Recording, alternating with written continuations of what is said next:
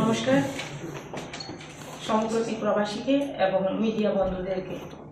আজকে আমরা উপস্থিত হয়েছি ইন্ডাস্ট্রিয়াল কমার্স ডিপার্টমেন্ট থেকে।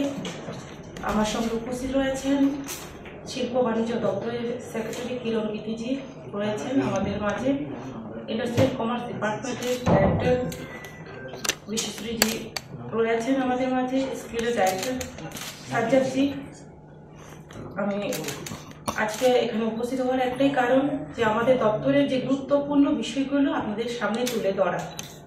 আপনারা জানেন যে আমাদের ইন্ডাস্ট্রিয়াল কমার্স ডিপার্টমেন্টের একটা বড় গুরুত্বপূর্ণ বিষয়, যে বিষয় হচ্ছে যেটা আপনারা হয়তো অনেকবার শুনেছেন কিন্তু আমরা আমাদের মাধ্যমে প্রেস করে জানাইনি।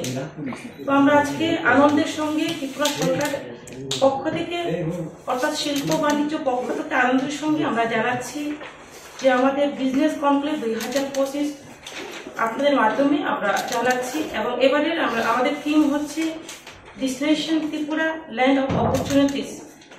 এই বিষয় নিয়ে আমরা এবারে কনক্লেভ করতে যাচ্ছি এবং এই আমাদের যে নির্ধারিত তারিখ হচ্ছে 7 এবং 8 ফেব্রুয়ারি এবং স্থান হচ্ছে পল্লু টাওয়ার আগরতলা হোটেলে হতে যাচ্ছে।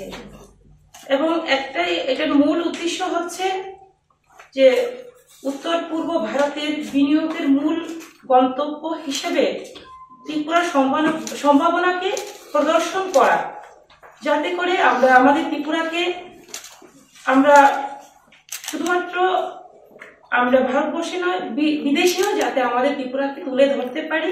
আমরা চাই শিল্পর ক্ষেত্রে যাতে আমরা ত্রিপুরা রাজ্যকে আত্মনির্ভর করতে পারি। সেই দিশাতে আমাদের বর্তমান সরকার, আমাদের মাননীয় মুখ্যমন্ত্রী প্রফেসর ডক্টর মানিক সাহাজির নেতৃত্বে সেই সরকার সেই চেষ্টা চালিয়ে যাচ্ছে। তার জন্য আমরা এই প্রোগ্রাম বিজনেস কনক্লেভ 2025 আমরা শুরু করতে আমরা চলেছি।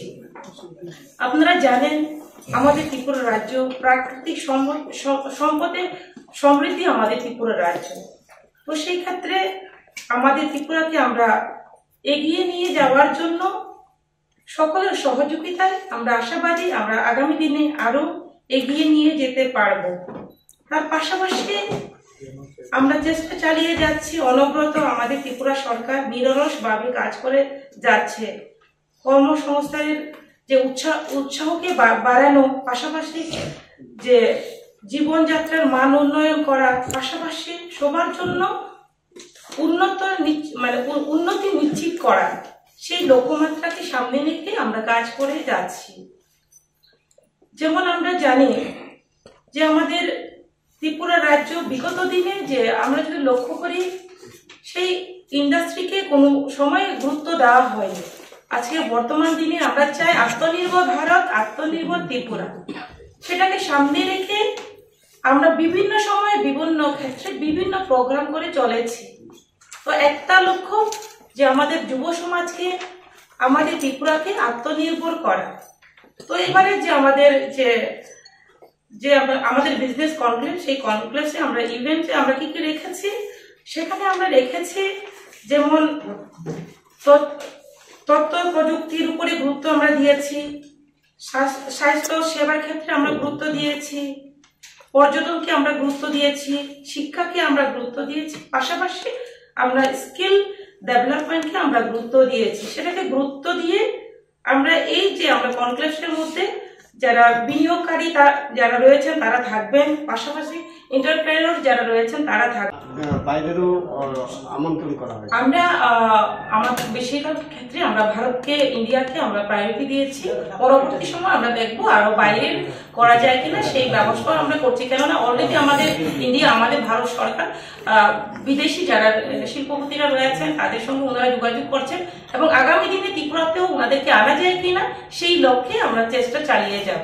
কতজন শিল্পপতি বা উদ্যোগপতি এই কনক্লেভে অংশ নিতে পারেন? আমি একসঙ্গে করে দিচ্ছি। কতজন শিল্পপতি এবং উদ্যোগপতি এই কনক্লেভে অংশ নিতে পারেন? এক।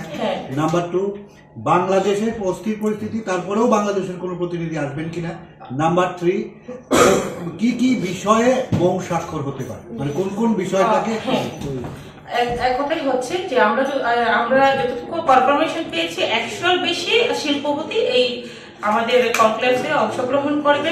পাশাপাশি যে বাংলাদেশের বিষয়, সেই বিষয় নিয়ে এখন আমরা এইবারে যে আমরা ওনাদেরকে ইনভাইট করিনি, আগামী দিনে আমরা চেষ্টা করব, কেননা আমরা বাংলাদেশ আমাদেরকে বাদ দিয়ে চলতে পারবে না এবং আমরাও চাইছি বাংলাদেশের সঙ্গে মিলে কাজ করে, কেননা বাংলাদেশও আমাদের থেকে অনেক জিনিস আমদানি রপ্তানি করেন, আমরাও করি। সেই ক্ষেত্রে আগামী দিনে আমরা চাইবো সেটাকে বজায় রেখে যাতে আগামী দিনে আরো আমাদের ব্যবসা বাণিজ্য ভালো চলে সেদিকে লক্ষ্য রাখবো।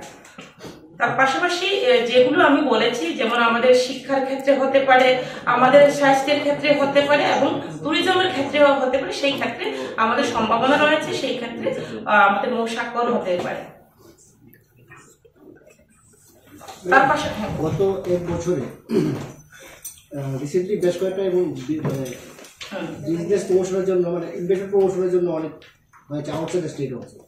তো গত 1 বছরে কেমন ফিডব্যাক, মানে কতটা প্রপোজাল আসছে, কটা হয়েছে? আমাদের এই গত 5 বছরে আমরা যদি ধরি 2020, 21, 2021, 22, 2022, 23, 2023, 24 এবং 2024-25 মধ্যে টোটাল আমরা 164 আমরা ইউনিট আমরা করেছি এবং এখানে আমাদের 600 crore 1600 crore-এর উপরে আমাদের ইনভেস্টররা করেছে।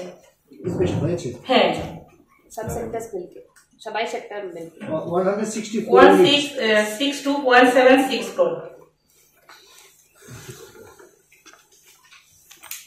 আরেকটা বিষয় হলো এবার যে আপনারা সাবজেক্ট লিখেছেন IT, health, tourism, education, skill development, কিন্তু ম্যানুফ্যাকচারিং কিছুই নেই কেন? ম্যানুফ্যাকচারিং আমরা অনেক গুরুত্ব দিয়েছি, কেননা এই মুহূর্তে আমরা দেখতে পাচ্ছি যে অনেকেই মানে আকৃষ্ট যে ভিজিট করা, বিভিন্ন ক্ষেত্রে দেখা যায় ট্যুরিজমের ক্ষেত্রে বিভিন্ন জায়গা থেকে বিভিন্ন দেশ থেকে ভিজিট করেন, সেই ক্ষেত্রে দেখা যাচ্ছে যে সেই ক্ষেত্রে আমরা লাভবান। তো সেই ক্ষেত্রে আমরা এটাকে গুরুত্ব দিচ্ছি। পাশাপাশি যে ম্যানুফ্যাকচারিং ক্ষেত্রে আমরা গুরুত্ব দিচ্ছি, যেমন আমরা ইন্ডিয়ার মধ্যে যদি আমরা লক্ষ্য করি, G-Cube যেটা আমাদের আগরবাতি যে কোম্পানি যেটা রয়েছে, G-Cube আমাদের ভারতবর্ষের মধ্যে সবচেয়ে বড় আমরা ইন্ডাস্ট্রি আমরা লাগিয়েছি। তো তার পাশাপাশি আমরা রাবার বলুন অথবা আমাদের যে বাঁশের ক্ষেত্রে বলুন, সে বাঁশ শিল্পকে কাজে লাগিয়ে আমাদের যে রাবার শিল্পকে কাজে লাগিয়ে আমরা এখানে ইউনিট আমরা লাগাতে চেষ্টা করছি। অলরেডি আছে অনেকগুলো এবং আমাদের এখনো সম্ভাবনা যে আমাদের গ্লাভসের যে রাবারের উপরে এখানে ইন্ডাস্ট্রি ওয়ার্ক আমাদের চান্স রয়েছে। তো আমরা সেটার দিকেও গুরুত্ব দিচ্ছি, পাশাপাশি যেগুলো থেকে রেভিনিউ আসবে সেটার উপরে